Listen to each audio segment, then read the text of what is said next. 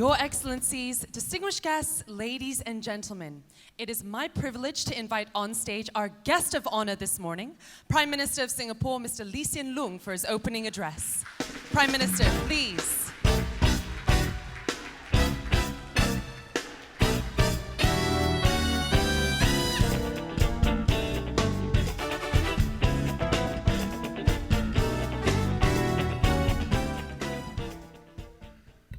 Dr. Robert Yap, Chair of the ASEAN Business Advisory Council, Your Excellencies, ladies and gentlemen. May I announce that I have my text with me today. It's a pleasure to join you today at the ASEAN Business and Investment Summit hosted in Singapore. The ASEAN Economic Community is a vibrant, interconnected region of 630 million people. It's already the 60th largest economy in the world and is projected to become the fourth largest by 2030 after the US, Europe, and China. It's an attractive destination for investments. Last year, ASEAN attracted almost $140 billion of FDI. Technological change is creating new business opportunities in ASEAN.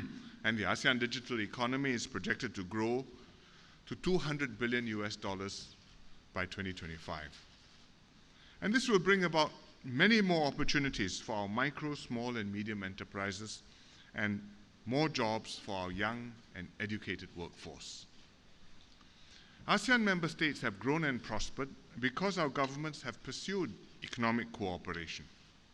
As our individual economies developed, we became more confident about deepening ties amongst ourselves and also with others. We took progressive steps towards deeper economic integration and openness, believing this was the best way forward. And the results are visible today. And yet, there's so much more that ASEAN can do. For example, the ASEAN single window went live on 1st January this year for 5 ASEAN member states. And we hope that all of ASEAN will be on board with the ASEAN single window by next year. This year, member states signed the first protocol to amend the ASEAN Trade in Goods Agreement and the 10th and final package of commitments under the ASEAN Framework Agreement on Services. We also concluded the ASEAN Trade and Services Agreement and the 4th protocol to amend the ASEAN Comprehensive Investment Agreement. Later today, we will sign the ASEAN Agreement on e-commerce and endorse the ASEAN Digital Integration Framework, making ASEAN more business-friendly for e-commerce. These initiatives will promote trade and investment flows within ASEAN, reduce barriers, and save costs for our businesses. Businesses have to do their part too. Our companies hope to invest more in one another's countries and do business across all ASEAN markets.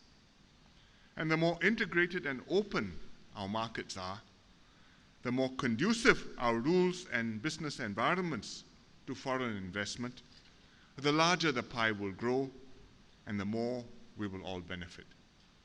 But businesses are not always supportive when it comes to opening up our own domestic markets to foreign competition. They may lobby governments to impose regulations or keep industries closed to protect themselves. But having benefited from ASEAN integration and open and connected economies, our businesses should be prepared to adapt and to accept more competition in their home markets in exchange for more access to markets in other ASEAN countries. The ASEAN BAC has played a key leadership role to influence this. It's working to improve physical and digital interconnectivity in ASEAN. For example, recently it launched Smart Growth Connect, which uses technology to improve supply chains and logistics in ASEAN countries. And later today, my fellow ASEAN leaders and I will discuss with ASEAN BAC how regional economic integration efforts can be effective and relevant to business needs, actually later tomorrow. Perspectives and initiatives from businesses are important catalysts in ASEAN's efforts to embrace innovation. I'm happy that ASEAN BAC's recommendations to the ASEAN economic ministers this year also include proposals for digital transformation. And I encourage businesses to take full advantage of these frameworks to expand their regional footprints. ASEAN has great potential, but fully realizing it depends on whether we choose to become more integrated and work resolutely towards this goal in a world where multilateralism is fraying under political pressures. The AEC 2025 blueprint will help guide ASEAN to deepen economic integration, open up new growth frontiers, and create fresh business opportunities. We must play our respective parts as government and business leaders to pursue this vision. Only then can ASEAN continue to be a dynamic region of growth, and only then can we secure a prosperous future for all. I wish you all a productive and successful conference. Thank you very much. Thank you, Prime Minister.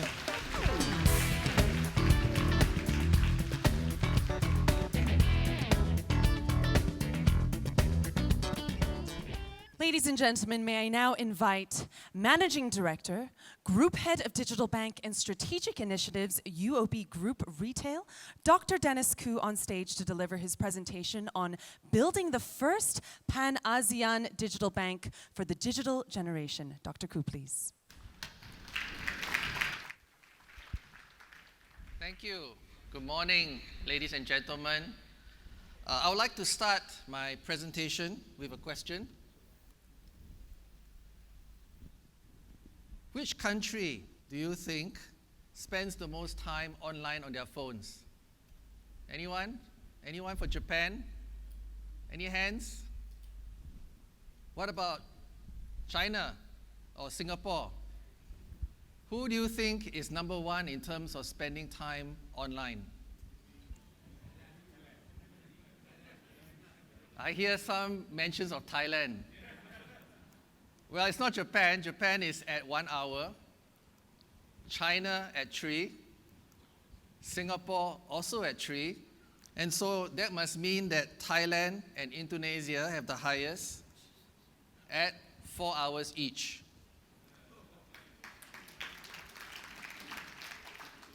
Lots of people from Thailand and Indonesia here today. Overall, ASEAN leads globally with an average of 3.6 hours a day. Now, what's driving such high mobile usage? Well, for starters, ASEAN is young. 60% of the population are millennials. This percentage doesn't hit you till I tell you that that's 400 million people. Globally, only China and India are larger.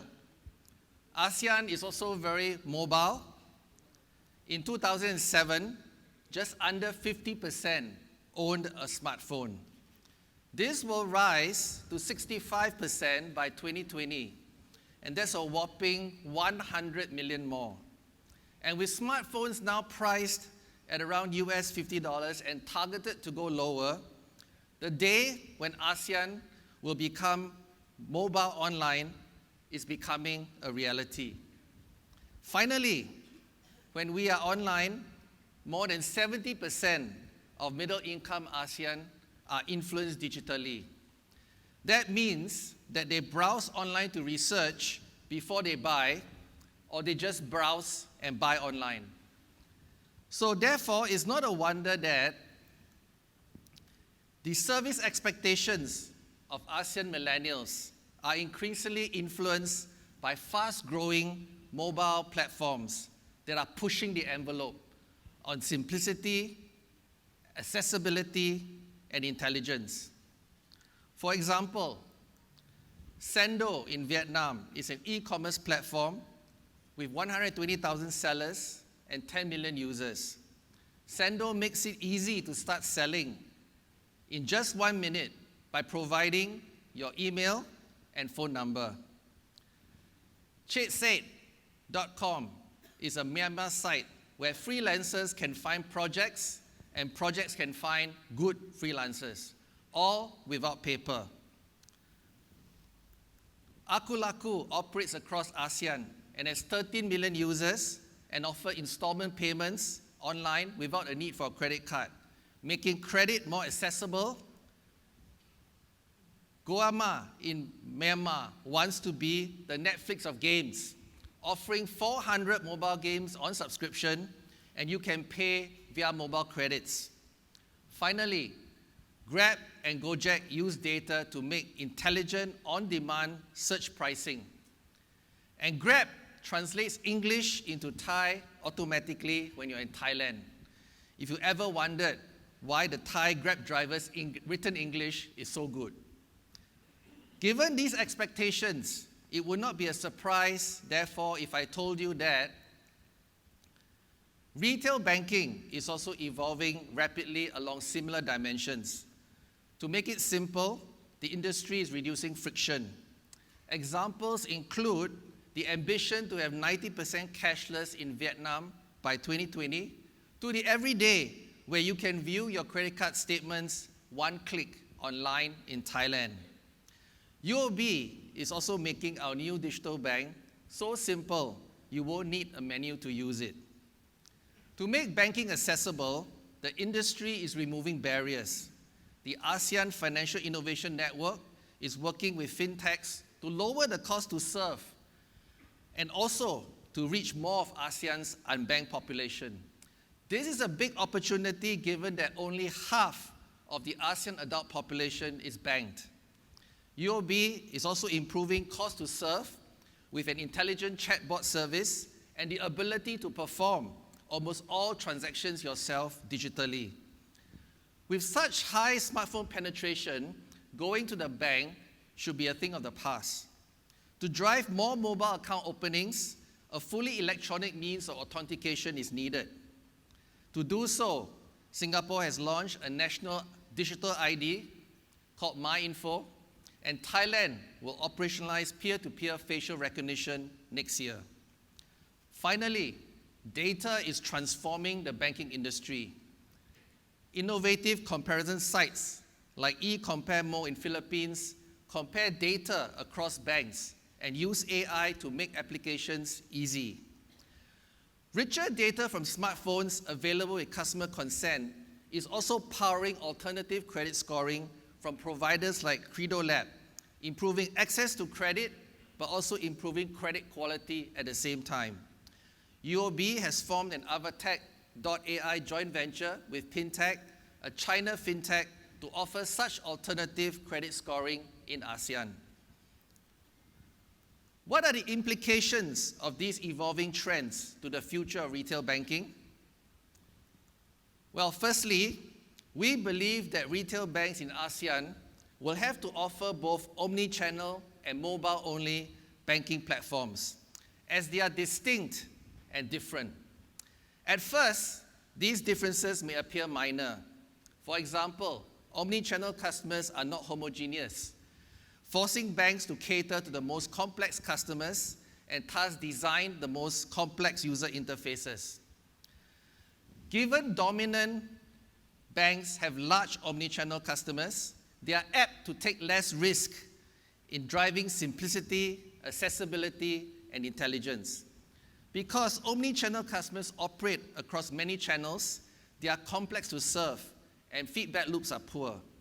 In contrast, the mobile-only customers have simple needs, resulting in simple interfaces, allowing banks to learn how to push the envelope in simplicity. And that's because most of these mobile-only customers would, at this present point in time, be the young. And because it is a more homogeneous group, a more mobile-savvy group, you can push the envelope further. And they would welcome 100% digital service and provide strong feedback loops for improvement and personalization. So these minor differences cause a major impact, and UOB has committed to developing both platforms and cross-pollinating between them. When you ask customers what they want in banking, what do they say? Well, firstly, they want to be able to apply and have easy access to banking products and services. And they want to be able to bank and pay fast without issues. We talked earlier about how evolving standards in banking to make banking simple and accessible will address this. However, when customers bank and pay, they create Data, lots of data. Today, banks mostly just store this data as required for record keeping. The digital banks of tomorrow will seek to make this data meaningful so that they can personalize their customer experience from insights obtained from such data and use these insights to engage customers. Now let's take a closer look at each stage of this process. As an ASEAN bank, UOB needs to cater to the fast evolving standards in authentication. Every country has a different method to authenticate a customer, a necessary step for digital banking access. Singapore, for example, is using login ID, password, and additional PIN to access MyInfo. Malaysia is lab testing various methods, but currently requires wet signatures. Thailand plans to operationalize peer-to-peer facial identity matching in 2019. Indonesia has regulations to allow video onboarding, leveraging to Capil, a national registry. And Vietnam still requires a wet signature from a customer, but I'm sure that will also evolve quickly. In Bank and Pay, UOB is pushing the envelope in user interface simplicity and great service.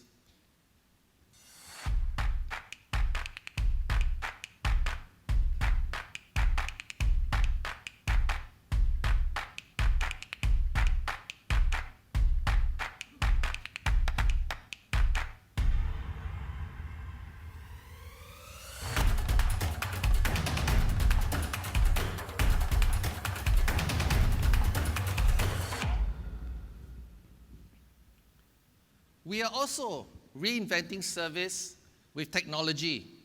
You won't be able to see it at the back, but the first example showcases how a bot will know when to direct you to a human, and the second showcases an often complaint that you need to repeat everything every time you call a call center.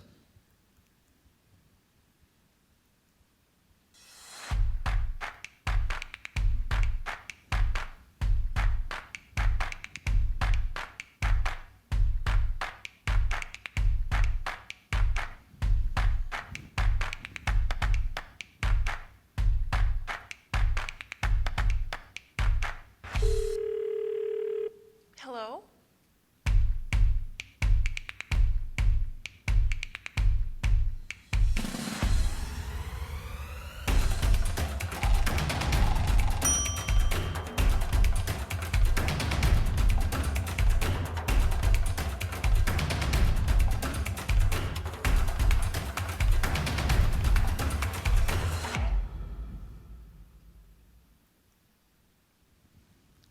To make data meaningful, UOB sorts through massive data to get to the right insights.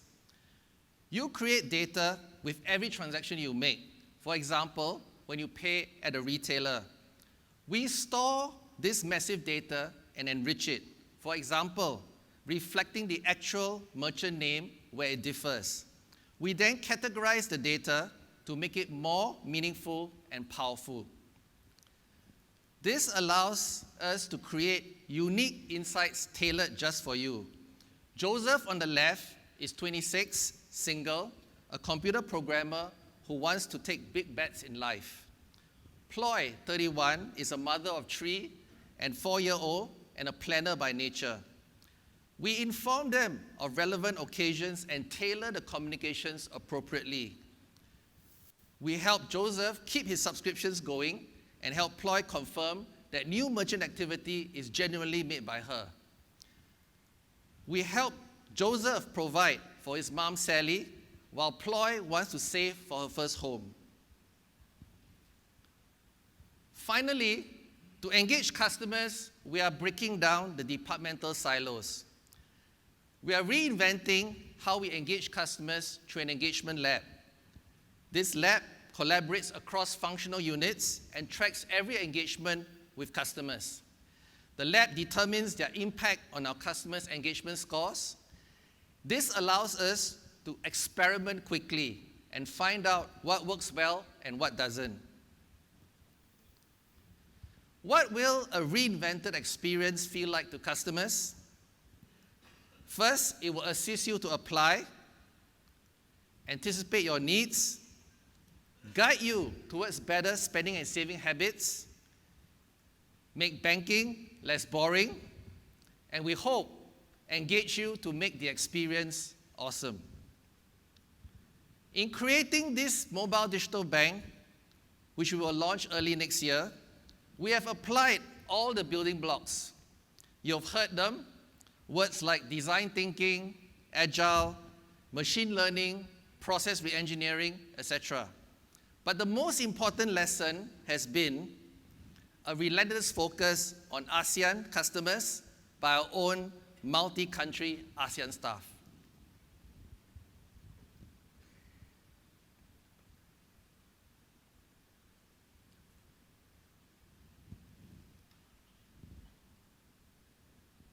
With that, I thank you and wish you all the best for the rest of the day. Thank you very much. Thank you, Dr. Khoo.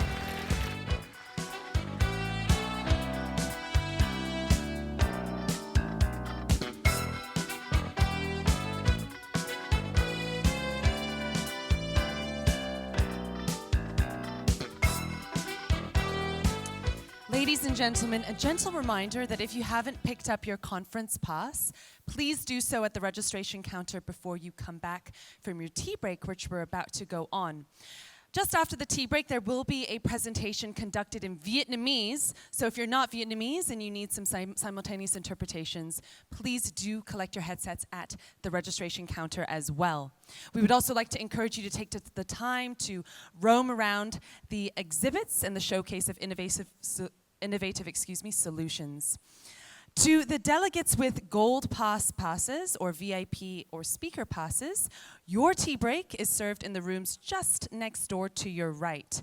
For the silver pass holders this morning, your tea break is catered in the exhibition hall just down the road.